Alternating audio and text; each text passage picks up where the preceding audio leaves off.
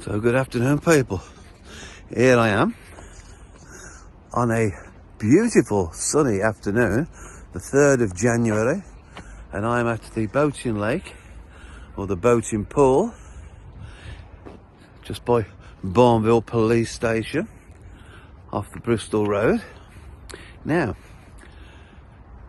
I'm going to turn the camera around so you can have a look and see what we've got, because I have questions and I think I've just been given some answers. Okay, so back in a moment. Okay, so your moment is up. Here we have a beautiful pond in Bournville. That is a building, I don't know if you can see it with the sun in our faces, opposite there. Let's see if I can zoom in for you.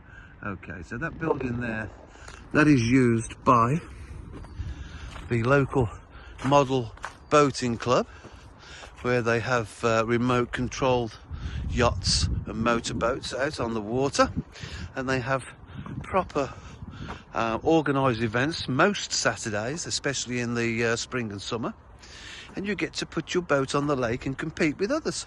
So if you are that way inclined and you have nowhere to go, this is Bournville.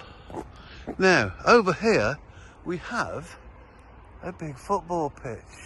Behind the hedge line there is a building, and I don't know what it is. Well, I didn't until just, and I've had a chat with a couple of locals, because, you know, in Bournville the locals have been here for many years, and apparently the building is Beaverbrook. It used to be a college, and it was there from the days of the beginning of the Bournville and the Quakers, and it was a college. Originally it was a residence. Now it's been given over and it's a college.